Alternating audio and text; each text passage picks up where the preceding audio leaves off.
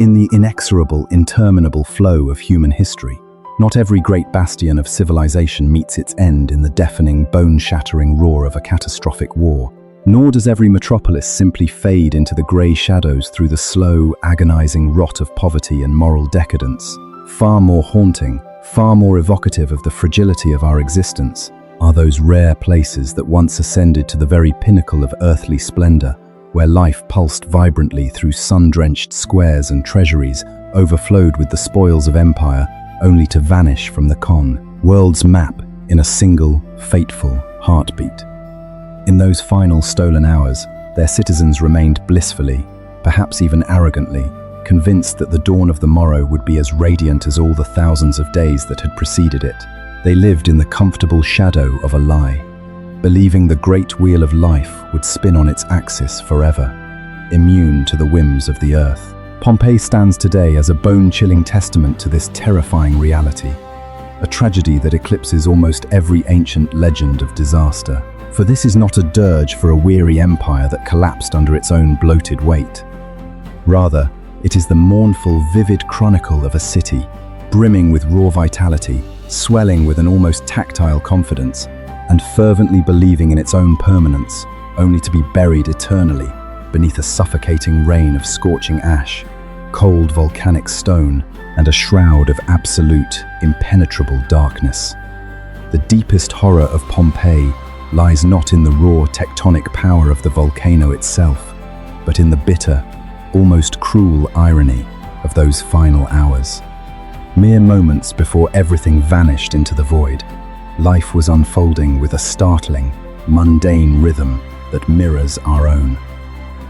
Voices rose in sharp haggling in the markets over the price of oil and grain.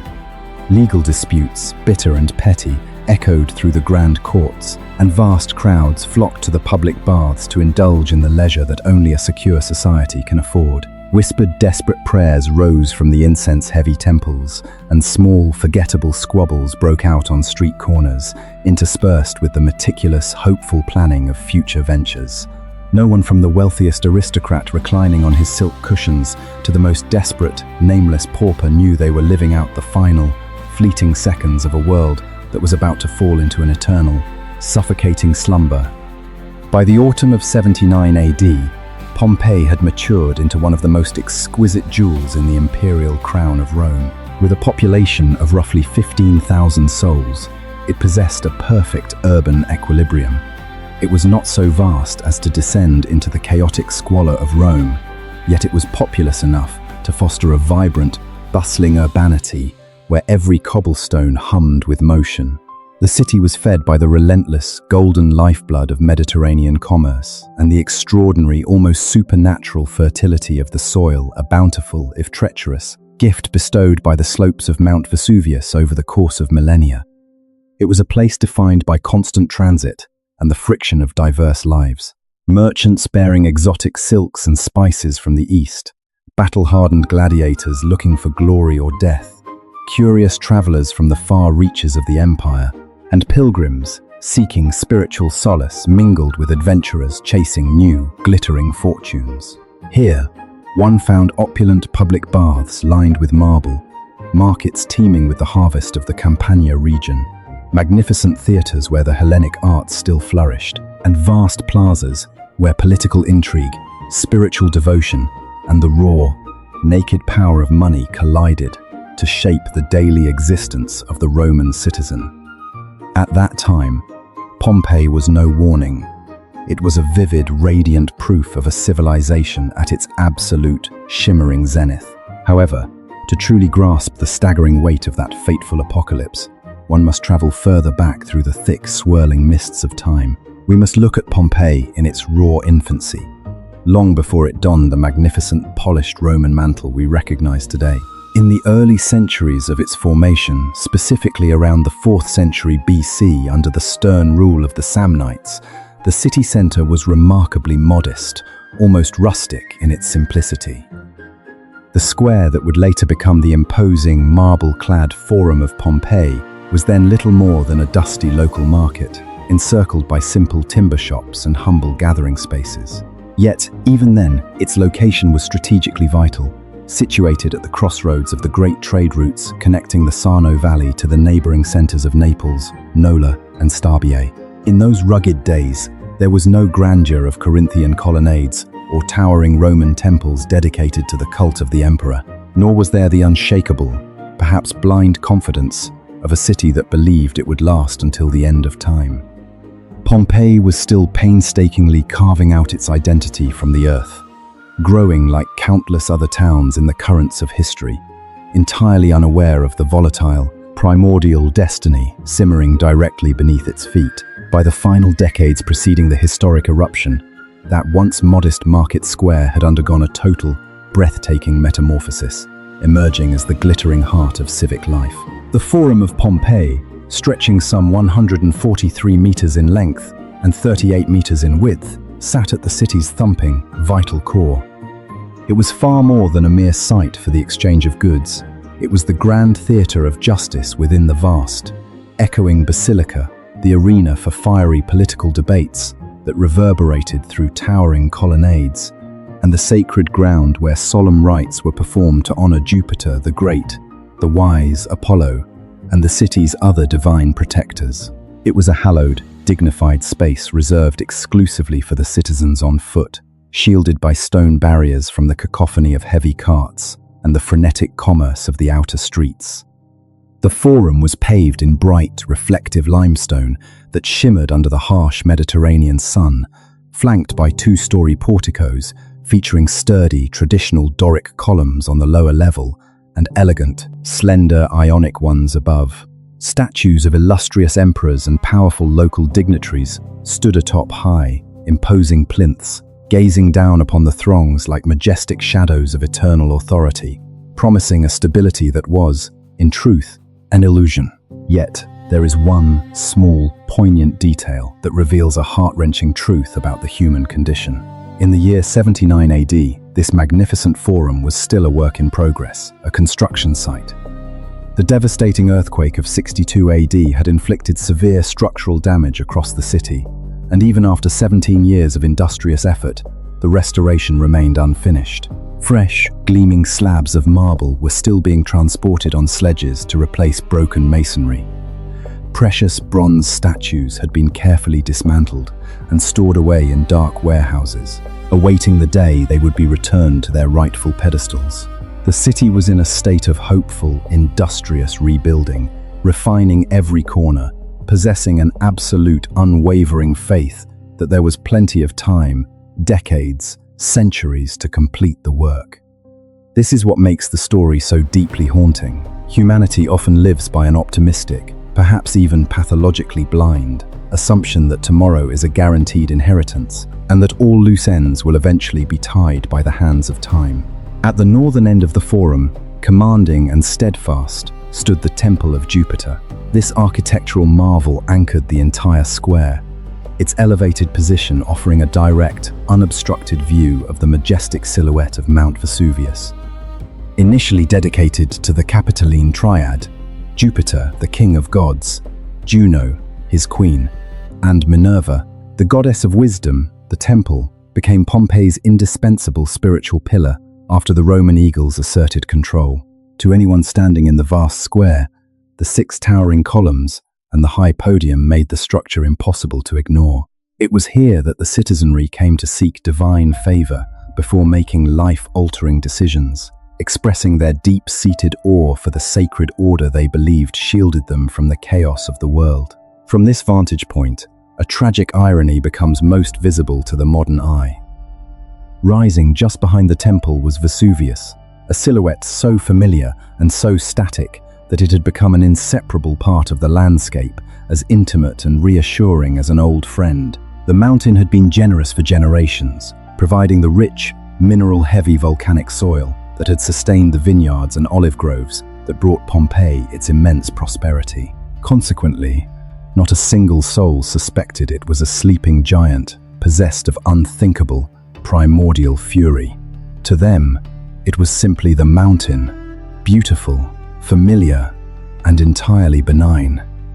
To the west of the Forum lay the Temple of Apollo, an edifice even more ancient than that of Jupiter, with cultural roots stretching back to the 6th century BC, when Pompeii was still heavily influenced by the sophisticated Etruscan civilization. For centuries, Apollo had been the city's primary patron, associated with the sun, flourishing trade, mysterious prophecy, and the high art of healing. Though Jupiter later took center stage under the Roman administrative heel, the Temple of Apollo never lost its sacred, ancestral significance. This temple too had been ravaged by the tremors of 62 AD and had been meticulously restored with fine stucco and paint, only to be buried forever just 17 years later. This site serves as a vital reminder that Pompeii was not merely a Roman city. It was a sophisticated, multi-layered tapestry of Greek, Etruscan, Oscan, and Roman cultures, a living chronicle of shifting powers and accumulated history within a single sacred space. Those offering their final prayers there in the autumn of 79 AD could never have known they were the final generation to perform such rites in their beloved ancient temple. Adjacent to the Forum, stretching along its western edge, was the Basilica of Pompeii, constructed around 120 BC. While the name might suggest a religious building to modern ears, in the Roman world, it functioned as the city's courthouse and its busiest commercial exchange. It was a vast, roofed hall where merchants negotiated lucrative, life-changing contracts, where lawyers engaged in spirited, sweat-slicked oratory, and where stern judges delivered life-or-death verdicts from a two-story tribunal at the far end of the nave. The sheer scale of the space, the rhythmic rows of 28 massive columns reaching toward the high ceiling, and the palpable aura of state authority made it one of the most vital organs in the body of Pompeii. Here, disputes over property were settled, major international deals were struck, and the rights and wrongs of civic life were adjudicated. On that final, fateful day, business surely proceeded with its usual, frantic energy. People chatted, argued, and haggled over every last sesterce, while outside, the seemingly peaceful mountain on the horizon was preparing to deliver a final, brutal, and irreversible verdict of its own. Moving away from the formal dignity of the Forum, the daily life of Pompeii reveals itself most vividly in the winding, stone-paved streets that functioned as the city's arteries. These roads were built of rugged, dark, volcanic stone with high curbs and ingenious, raised stepping stones that allowed pedestrians to cross the street without stepping into the rainwater and waste that flowed below during the winter torrents. Had you walked these streets in the hours before the end, you would have passed bustling fast food stalls, the Times Thermopolia, times where laborers and slaves grabbed a quick, hot bite of lentils or meat, and shops selling deep red Vesuvian wines, and Times Garum, the pungent fermented fish sauce that was the indispensable salty condiment of the Roman palate. The stone walls were plastered with a chaotic, vibrant array of graffiti, passionate political endorsements, sharp-witted jests, crude personal insults, or simple, poignant marks left by those wishing to preserve their names for a posterity they believed would be there to read them. The city was cramped, noisy, and teeming with the friction of 15,000 people living in close quarters, loving, working, quarreling, and dreaming, never once realizing how fragile their familiar, solid world truly was. Pompeii also boasted a magnificent amphitheater, built around 70 BC, which remains the oldest surviving stone amphitheater in the entire Roman world. Decades before the Colosseum was even conceived in the heart of Rome, this arena hosted tens of thousands of cheering, bloodthirsty spectators for gladiatorial bouts and multi-day beast hunts. Its capacity, estimated between 15 and 20,000, reflects the sheer scale of public entertainment and its central role in Roman social control. In 59 AD, a notorious riot between Pompeian fans and visitors from nearby New Syria led to the arena being closed by imperial decree for a decade. By 79 AD, however, it had reopened, its stone tiers scrubbed clean, ready for the next grand spectacle. Imagine a warm October afternoon, the stone tiers packed with people screaming in excitement at the violence on the sand below, while Vesuvius stood silent in the distance, terrifyingly calm, as if it had never promised anything but eternal peace. Beyond the city's stout defensive walls, nestled within a lush, green landscape of vineyards, lay the Villa of the Mysteries, a sprawling, palatial estate that offered a glimpse into the extravagant, secluded lifestyle of Pompeii's elite. This villa is world-renowned for its vivid, enigmatic frescoes, depicting what many scholars believe to be secret initiation rites into the cult of Dionysus. The exquisite wall paintings, featuring a unique shade of red, now known as Pompeian red, show women, satyrs, and deities in a sequence of scenes often interpreted as a bride's spiritual and psychological preparation for a sacred marriage. Yet, the significance lies not just in the art, but in the environment itself. The spacious courtyards, the shimmering floor mosaics, the stately colonnades, and the manicured gardens designed for entertaining high society and flaunting status. Standing in those rooms of brilliant reds and deep obsidian blacks, one felt worlds away from the dust and noise of the city. This was a realm of immense privilege and rigid class distinction. But when Vesuvius erupted, the ash and stone smothered this palace with the same cold, geometric indifference it showed the humblest, most wretched hovel. In the face of the cataclysm, every boundary of wealth and status was rendered instantly, brutally meaningless. Then came the moment that changed everything, arriving without any warning clear enough to trigger a timely escape for the masses. At approximately 1 o'clock in the afternoon on the 17th of October, 79 AD, Vesuvius awoke with a violence unprecedented in living memory. The summit exploded with the force of 100 suns, propelling a colossal column of gas, thick ash, and molten pumice over 20 kilometers into the stratosphere.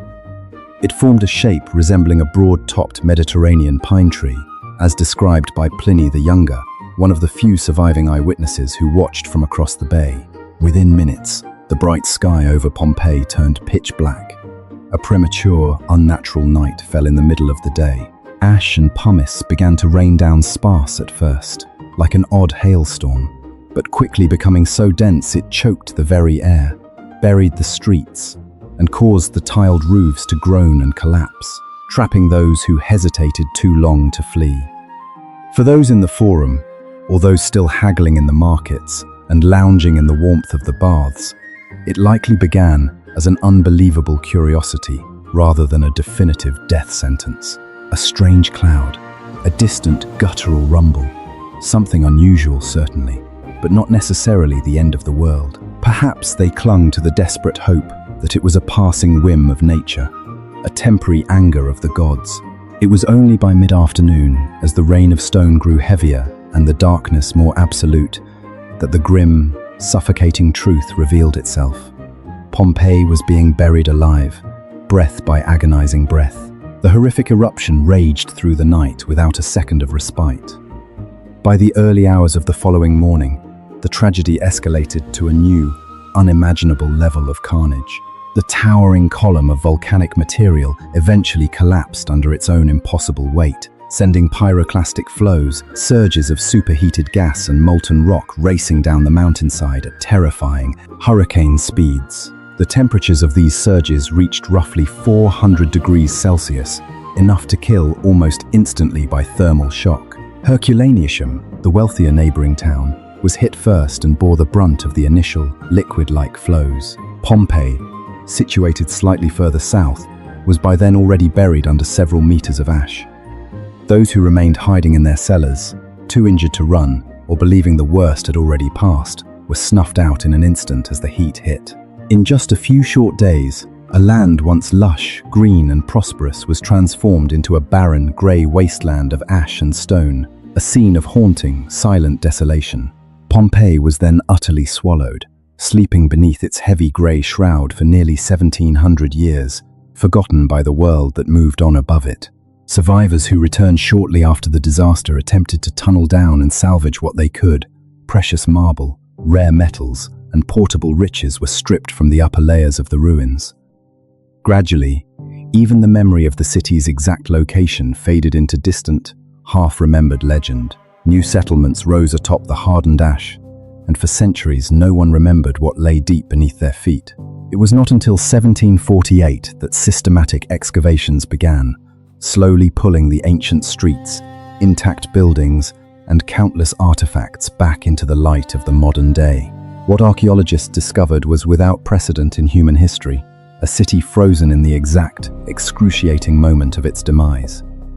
Loaves of bread were still in the ovens, carbonized but whole. Handwritten messages remained sharp on the walls, and even the bodies of the victims were preserved as voids in the ash, later filled with plaster to reveal their final agonized poses. The very thing that had brutally destroyed Pompeii was also the thing that had preserved it perfectly, a colossal, tragic time capsule of human life. Today, Pompeii stands as one of the most frequented and profoundly moving archaeological sites in the world. The ancient forum has been meticulously unearthed and partially restored, allowing modern visitors to envision its former architectural grandeur. The Temple of Jupiter still retains its solid foundations, and several towering columns that stand like a majestic stone skeleton against the sky, a haunting vestige of ancient power. The Temple of Apollo has also been reclaimed from the dust, while the original bronze statues have been moved to the National Archaeological Museum in Naples for preservation. Exquisite replicas remain in their original positions, helping visitors recreate the sacred atmosphere of the past in their mind's eye. Nearby, the basilica remains only as a roofless, hollow shell, yet it still possesses the evocative power to make one imagine the echoes of legal arguments and the weight of judgments that once pulsed within its walls. The streets have been cleared of the volcanic ash that smothered them for nearly 2 millennia, revealing the original basalt paving, the clever stepping stones, and the deep, permanent ruts etched into the stone by the relentless passage of chariot wheels over the centuries. The great amphitheater remains remarkably intact, allowing visitors to sit upon the very stone tiers that once bore witness to the fervor and visceral violence of the crowds. Meanwhile, the Villa of the Mysteries preserves frescoes of such startling vibrancy that it seems as though the colors themselves refuse to surrender to the ravages of time. Yet, if we view Pompeii merely as a sensationalist chronicle of an ancient catastrophe, we risk overlooking the most profound value and enduring significance this site offers to humanity. Pompeii does more than tell us how a city tragically died. It provides a visceral, living insight into how a civilization lived and functioned in the final, frantic hours before its total disappearance. We see how they constructed their urban world with both sophistication and durability. We observe the intricate organization of power, the bustling pulse of commerce, and the absolute, unwavering faith in the permanence of daily life. Precisely because it was buried so swiftly and without warning, Pompeii has become a pristine archive of the ancient human experience. This record is not found in glamorous monuments, but in the most intimate human details. A loaf of bread left in the oven, a spontaneous scrawl of graffiti, or a person who simply ran out of time. This is perhaps what makes Pompeii so uniquely haunting, something modern humanity cannot simply observe and then forget. This city does more than invoke fear of nature's power. It forces us to confront our most deep-seated and dangerous illusion, the belief that we have plenty of time and that tomorrow is an absolute certainty. We, the people of the 21st century, share a striking, uncomfortable commonality with the Pompeians. We live surrounded by signs, so familiar that we no longer notice them. Dwelling in a state of precarious complacency, we procrastinate on the things that need doing, the words that need saying, and the essential changes in our lives, always assuming that tomorrow will offer another opportunity. But history has proven that tomorrow does not always arrive as planned. From a deeper perspective, Pompeii should be regarded as a profound lesson in human humility before the vastness of the cosmos. The more a society flourishes, the more easily its people believe they have mastered their environment and conquered nature. However, the bitter truth is that civilization is never synonymous with invulnerability. No matter how wealthy a city, how robust a system, or how magnificent the architecture, it can all vanish in a heartbeat if we forget that we stand upon ground that is not entirely under our control. Pompeii reminds us that while progress is essential, an awareness of our own limits is more vital still. Confidence is a virtue, but when it veers into hubris and complacency, it becomes the catalyst for tragedy. For future generations, the greatest legacy of Pompeii may not lie in the layers of ash or the visually shocking ruins. Its true value lies in the profound question it poses, echoing across the millennia. With what level of consciousness are we living our lives? Do we truly grasp the fragility of everything we hold dear, from our careers and ambitions to our love and our health? Are we treating our finite time with the gravity it deserves? Ultimately, history does not exist merely to recount old tales.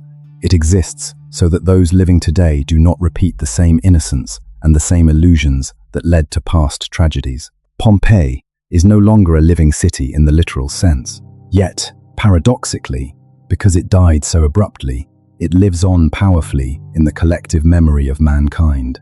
It stands as an eternally frozen frame, a cinematic masterpiece paused at its most climactic moment, compelling people thousands of years later to stop and wonder, if everything we have could change so instantly, how would we live today so as to have no regrets? This is why the story never grows old. It is not merely a story about ancient Romans. It is a story about all of us, across every age. Indeed, the most terrifying aspect of the Pompeii narrative is not the sight of the volcano's violent eruption, but the unsettling normalcy that existed on the very precipice of disaster. Everything was fine until the exact moment it was no longer fine. This is why such stories must be retold, not to foster blind fear, but to keep us in a state of wakefulness, vigilance, and appreciation for every passing moment. They remind us to cherish our time, to heed the signs, to live more deeply in the present, and to respect that which we assume will last forever. If this story has prompted you to reconsider how we live and how history whispers its warnings, then I invite you to stay with us as we explore further. For the deeper we look into lost civilizations, the better we understand the world we inhabit and, ultimately, ourselves. Sometimes, an ancient story, long thought to be asleep, serves as the clearest and sharpest mirror in which to view our own present.